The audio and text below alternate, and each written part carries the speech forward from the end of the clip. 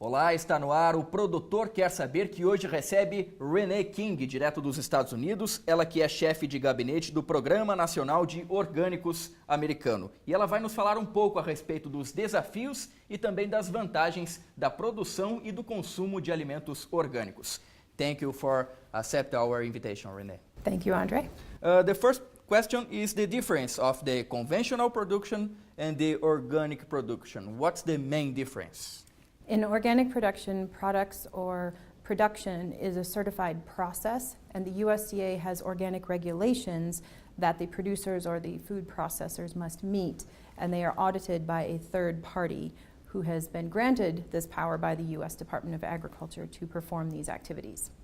And in United States, you have a program of organic production since 2002. How is it organized there? The National Organic Program was effective beginning in 2002, and it is a small program. It's about 50 people and has a budget of about $9 million annually, US dollars. And within that program, there are 3 divisions that operate these standards and sort of the rule-making portion of the program.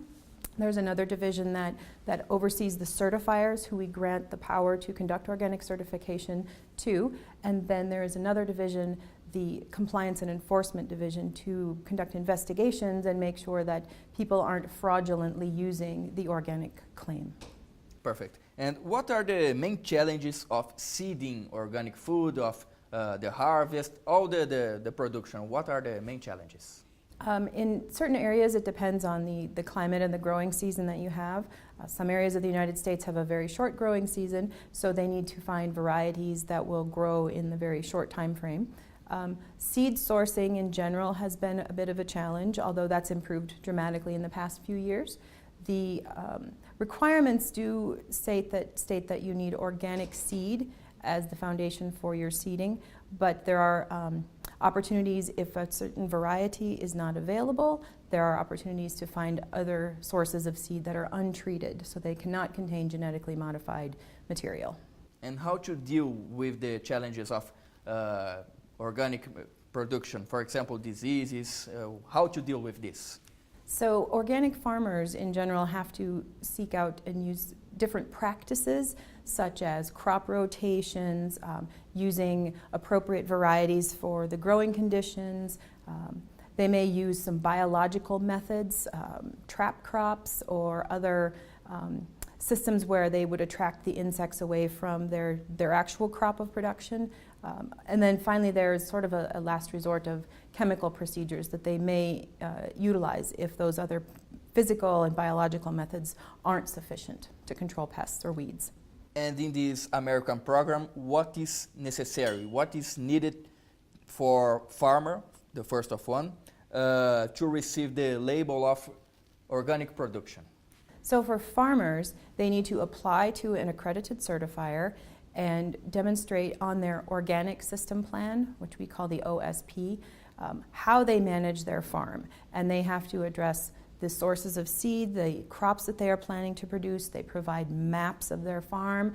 They provide information about their livestock if they are going to raise livestock, inventories of their materials, their harvest plan, how they are going to treat the product post-harvest, their storage of the facility, their storage facilities, and then any shipping or sales that they may do. So from start to finish, the process needs to be audited and records need to be kept by the farmer.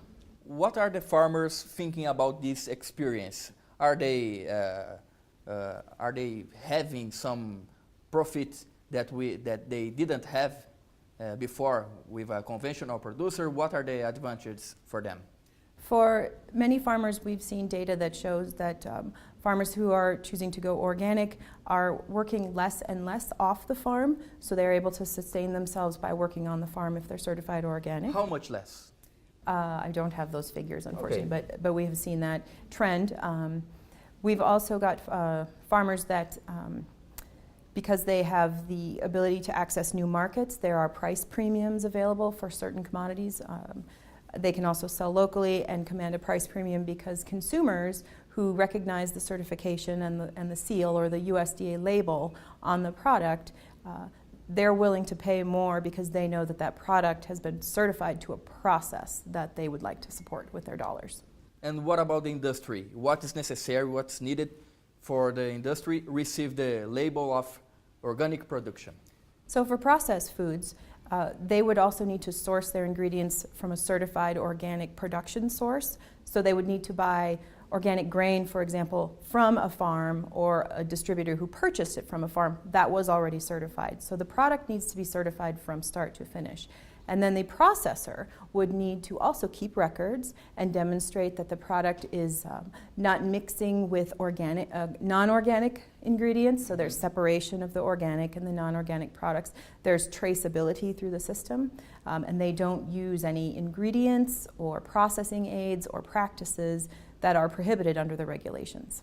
And what are the experiences, what are the opinions that industry, people who works in industry are having about this experience, about working with organic food? Well, organic food is the fastest growing sector of the U.S. food marketplace in general. So it's been very successful over the past decade or so that the program has been in place. Perfect. And I was watching your presentation here in CNA, and you said that there is actually top 10 states in the United States producing organic food. What are these states, and why these places are the main producers of the organic food? So some of our top states in the top 10 ranking would be California, Washington, which are along the Pacific coast, and then Ohio, Pennsylvania along the mid-Atlantic region, and in the sort of the breadbasket of the U.S. There's other states too that also have organic production in them. They may not be in the thousands and thousands that some of these other states are, but organic production and processing does take place in all of the states.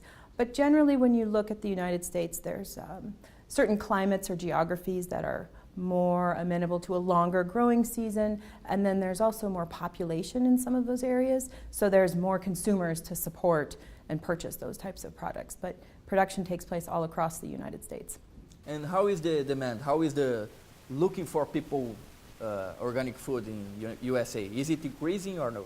It is increasing, and it has been increasing steadily for the past since 2002 when the program first started. We've seen about double-digit growth every year, 10% or more annually, which is impressive. It occupies a large percent of the U.S. retail food market already, and it's still growing. Perfect. Nós estamos conversando então com a Rennee King, ela que é representante da USDA, esteve aqui no Brasil também falando da experiência a respeito da produção de orgânicos, alimentos orgânicos nos Estados Unidos. Ela que é chefe de gabinete do Programa Nacional de Orgânicos, volta na sequência depois do intervalo aqui no Produtor Quer Saber. Até já!